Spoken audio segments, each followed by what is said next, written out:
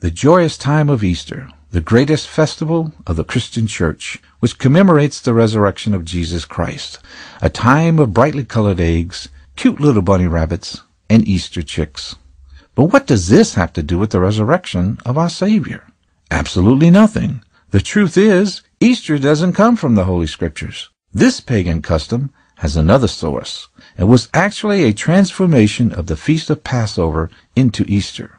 Remember, though, this was done by man and not by Yahweh. In the year 325 of this common era, the Roman emperor and pope, known as Constantine, is stated as saying, "Let us then have nothing in common with the most hostile rabble of the Jews." This was, of course, meant to cause oppression and separation from anyone who might want to observe the proper commanded feast of Yahweh, known as the Passover and Days of Unleavened Bread. At the Council of Nicaea, it was proclaimed that Easter Day, the day of the Lord's resurrection, was fixed on Sunday immediately following the full moon, which was nearest at the vernal equinox, so as to have nothing in common with Passover. It is a fully documented fact that the day which was chosen by the Christian Church to celebrate this resurrection was a day which had been celebrated by pagans from antiquity. Reading on page 103 of The Two Babylons by Alexander Hislop, we find that Easter and Ishtar are the same. What means the term Easter itself? Easter is nothing else than Astarte, one of the titles of Beltis, Queen of Heaven, or Ishtar. So just who is Ishtar? Colliers Encyclopedia, Volume 15, page 748, gives us the following information. Easter, the goddess of physical love, the patron of the temple prostitutes, the goddess of love and war, who is equated with the planet Venus. So what does physical love, prostitutes, and the goddess Venus have to do with the true Savior's resurrection? Absolutely nothing. Venus is the goddess of sexual love and beauty. She is also the originator of venereal diseases, better known today as STDs.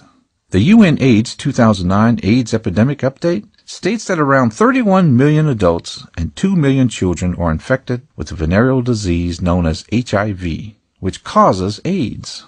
Yes, the worship of Ishtar or Easter has led to much death, misery, and extreme suffering throughout the world as a result of fertility worship.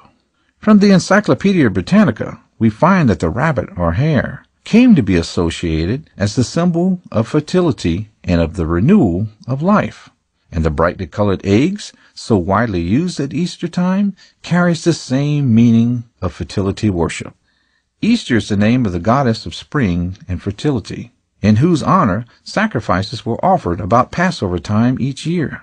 By the 8th century, it was adopted to designate the celebration of Messiah's resurrection. Christendom teaches that the Messiah rose from his grave on Sunday morning, and because of this, they say they are worshiping on the day of his resurrection.